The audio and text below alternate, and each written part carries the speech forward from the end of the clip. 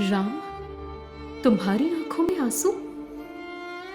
बाहर मुझसे लोग पूछेंगे तो मैं उन्हें क्या जवाब दूंगी? देश की खातिर कल तुमको फांसी लगने वाली है और आज तुम रो रहे हो। मेरे लिए ये बड़ी शर्म की बात है। काश तुमने मेरी कोख से जन्म ही ना लिया होता। बाहर जितने भी लोग मुझसे मिलने आए, उन्होंने तुम्हारी बहादुरी और देश प्रेम की बड़ी तारीफ की, और मैंने भी सीना तान कर बड़ी शान से कहा था कि देखना, मेरा बेटा हंसते हंसते फांसी पर चढ़ जाएगा। तुमने मेरी आशा पर पानी फेर दिया। ये जानती तो मैं तुमसे अंतिम भेंट ही करने ना आती। राम प्रसाद बिस्मिल की वीर माता मूलमती का क्या कलेजा रहा होगा, जो 18 दिसंबर 1927 को गोरखपुर जेल में उस महान क्रांतिकारी की भावुकता को इस कदर फटकार लगा रही थी। उन्हें नहीं पता था कि अपने बेटे की शहादत के बाद लोग उन्हें नज़रअंदाज कर देंगे। आखिरकार बिस्मिल जैसे तमाम क्रांतिकारियों की अनगिनत कुर्बानियों से देशवासियों को खुली हवा में सांस लेने का मौका मिला है। नमस्कार, मैं हूं आपके साथ शुभम गुप्ता और आप देख रहे हैं जनहित टाइम्स का ख़ास कार्यक्रम ब्लैक एंड वाइट राजनीति। ब्लैक एंड वाइट राजनीति में हम आपको ब्लैक एंड वाइट ज़माने की राजनीति के किस्से बताते हैं, जिसे सुनकर आप पुराने भारत को समझ सकते हैं, उससे प्रेम कर सकते हैं। तो अगर आप चाहते हैं कि हिंदुस्तान की उस राजनीतिक ज़मीन की मिट्टी की सौंधी सी खुशबू आप तक पहुंचे, तो हमारे चैनल को सब्सक्राइब कीजिए। 15 अगस्त 1947 की सुबह बिस्मिल की मां की आंख खुली ही थी कि बच्चों के नारे का शोर कानों में पहुंचा तो हड़बड़ा कर दरवाजे पर आ गई। एक सज्जन को रोककर पूछा, ये बच्चे नारे क्यों लगा रहे हैं? जवाब मिला, अंग्रेज़ देश छोड़कर भाग गए हैं, अपना राज हो गया है, देश के प्रधानमंत्री जवाहरलाल नेहरू बन गए हैं। मां मूलमती के चेहरे पर खुशी की लहर दौड़ गई। मन ही मन कहा, मेरा बिस्मिल आज के दिन के लिए ही तो कुर्बान हुआ था, लेकिन ये लोग शहीदों की जय क्यों नहीं बोल रहे हैं? शायद इन बच्चों से कोई भूल हुई है। वो जोर से चिल्लाई, मैं राम प्रसाद की माँ हूँ, तुम सब बिस्मिल की जय बोलो। तब तक काफिला आगे निकल चुका था। रात को पोटली से बिस्मिल की तस्वीर निकाली और सीने से लगाकर बोली, तू यही चाहता था ना? देख तो आज हमारा देश आज़ाद हो गया है, जिसके लिए तू फांसी के फंदे पर झूला था। आज देश में आज़ादी का जश्न मनाया जा रहा है, लेकिन ये लोग तेरी जय क्यों नहीं बोल रहे हैं मेरे बेटे? आखिर किन खुदगर्ज लोगों के साथ आई है ये आज़ादी? लेकिन तस्वीर से कोई जवाब नहीं मिला। माँ की आंखों से झरझर पानी की बूंदें तस्वीर पर गिरने लगी थी। 26 जनवरी 1950 की प्रभात फेरी में भी माँ को बच्चों के नारे में जब कहीं शहीदों का स्वर नहीं सुनाई दिया, तो गोरखपुर जेल में 19 दिसंबर 1927 का मंजर उनकी आंखों के सामने घूम गया। सोमवार की सुबह शीत लहर ने ठंड बढ़ा दी थी। बिस्मिल ने कैदियों के कपड़ों के ऊपर लंबा काला कोट पहना। चंद देर पहले लिख चुके आत्मकथा के बाकी अंश को अंदर कोट की जेब में रख लिया।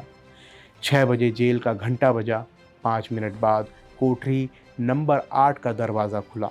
हाथों में हथकड़ी, पैरों में बेड़ी की आवाज़ से गलियारे की तरफ आगे बढ़े।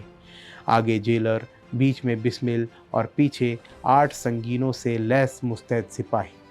फांसी के तख्ते की तरफ बढ़ने से पहले पिता खड़े थे। 10 कदम आगे बढ़े, माँ और शिव वर्मा खड़े थे। माँ के कदमों पर अपना सिर रख दिया और बिस्मिल ने कहा, सभी भारतीयों को एक सूत्र में जोड़ें तो आज़ादी मिलनी तय है। अपने कोट से आत्मकथा निकाली और शिव वर्मा के हवाले कर दी। माँ से अंतिम प्रणाम कर फांसी के तख्ते पर चढ़ गए। जब जज ने अंतिम इच्छा पूछी तो बिस्मिल ने गरज कर कहा, मैं ब्रिटिश राज का सर्वनाश चाहता हूँ। इतना कहकर अपने हाथ से फांसी का फंदा पहना और शहीदों की टोली से जा मिले। जेल के बाहर भीड़ थी। अमर शहीद राम प्रसाद बिस्मिल अमर रहे, ब्रिटिश सरकार मुर्दाबाद के नारे गूंजे। काकोरी के नायकों की शहादत से फिरंगियों के खिलाफ आग भड़क उठी। देश के क्रांतिकारी रणनीति बनाने लगे। अशफाक, बिस्मिल, रोशन, लाहड़ी की सौगंधें खाई जाने लगी। देश के बहादुर बेटों ने गोरी सरकार को सबक सिखाने की ठान ली। इधर बिस्मिल के परिवार पर आफत टूट पड़ी। ब्रिटिश सरकार ने बागी मानकर उनके घर का सारा सामान जलाकर खाक कर दिया। बिस्मिल की छोटी बहन ब्रह्म देवी ने जहर खाकर जान दे दी। बिस्मिल के छोटे भाई रमेश को 14 साल की उम्र होने पर तपेदिक रोग हो गया। गरीबी और पैसे का इंतज़ाम ना हो पाने से इलाज नहीं हो पाया। रमेश की सांसें हमेशा के लिए थम गई। खुददार बिस्मिल की माँ को बड़ी मुश्किल से मजदूरी मिली। बिस्मिल की माँ और पिता को कई कई दिन भूखे रहना पड़ता। एक रोज़ मुरलीधर रात को ऐसा सोए कि फिर उठ ना सके, हमेशा के लिए सो गए। गमों के पहाड़ से टकरा रही बिस्मिल की माँ अंतिम संस्कार के लिए अब पैसे कहाँ से लाए। खबर पाकर कुछ क्रांतिकारी आए और बिस्मिल के पिता का अंतिम संस्कार किया। माँ किराए के एक कमरे में मुफलिसी के दौर में रूखा सूखा खाकर जिंदगी बसर कर रही थी। देश के अनेक क्रांतिकारियों और संगठनों ने सरकार से अनुरोध किया कि अमर शहीद माँ की तंगहाली में है, अगर सरकार 5 रुपए हर महीने पेंशन बांध दें तो ज़िंदगी गुजर बसर हो जाए। लेकिन आज़ाद भारत की तत्कालीन सरकार आंख मूंदे बैठी रही और 9 साल बीत गए। माँ को सरकार ने ना कभी एक साड़ी दी और ना ही एक कंबल। 1956 में दिसंबर की ठंड रात में माँ अपने बहादुर बेटे से जा मिली।